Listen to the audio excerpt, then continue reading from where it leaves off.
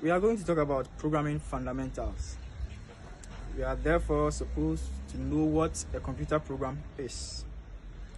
A computer program consists of codes that is executed on a computer to perform a particular task.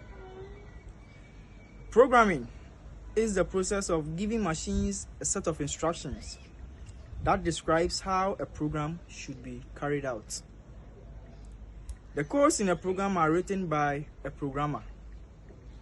Programmers start by using a code editor or an IDE to write what is called a source code. A source code is a collection of codes written in a programming language that other programmers can read. That is the concept of programming.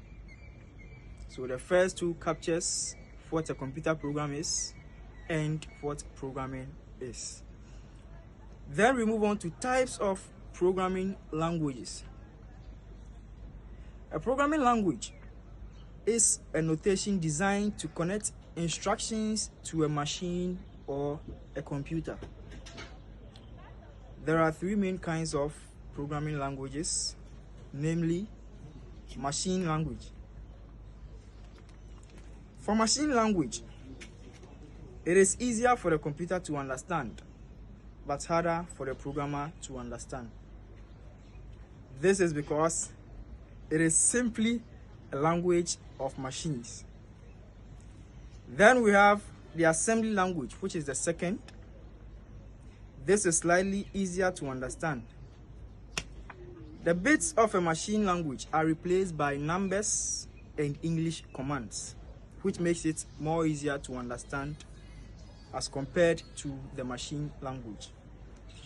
Then the last, we have the high-level languages. These use many more English commands and are significantly more readable than assembly or machine language. Some newer high-level languages are scripting languages.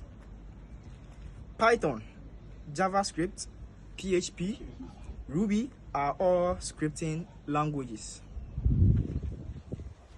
So that is that for the types of programming languages, where we talked about the three: machine language, assembly language, and then high-level languages.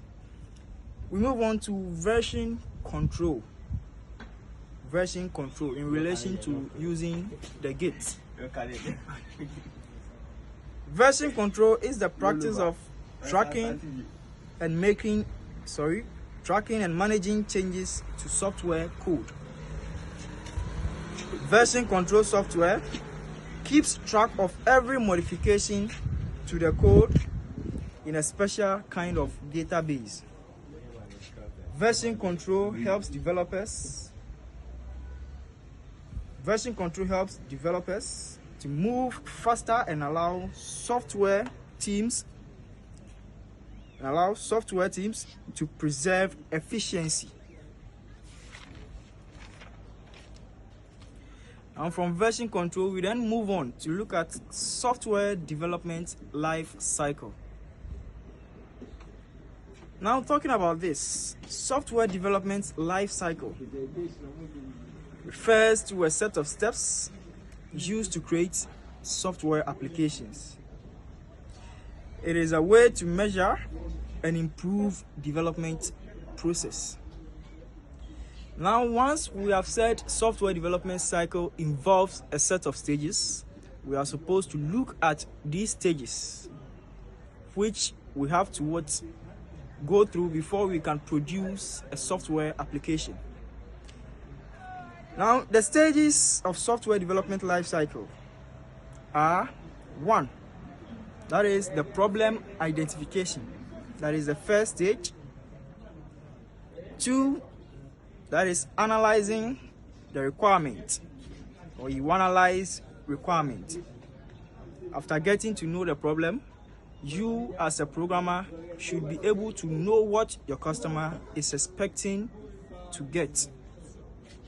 That has to do with analyzing the requirement. Then 3, you come up with the design.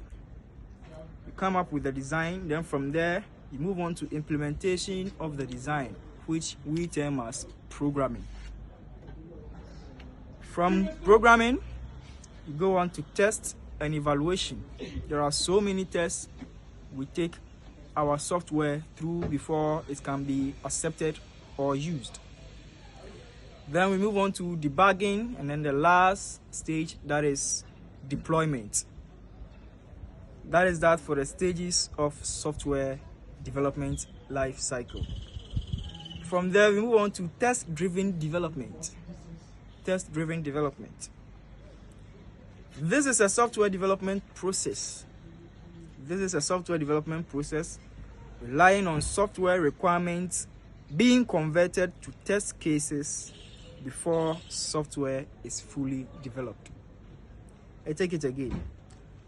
Test-driven development. We say this is a software development process relying on software requirements being converted to test cases before a software is fully developed. Test-driven development starts with designing and developing tests for every small functionality of an application. Now from there, we go on to the Internet of Things. In the simplest terms, the Internet of Things is how we describe the digitality. The Internet of Things is how we describe the digitally connected universe of everyday physical devices. These devices are embedded with internet connectivity, sensors, and other hardware that allow communication and control via the web. Thank you.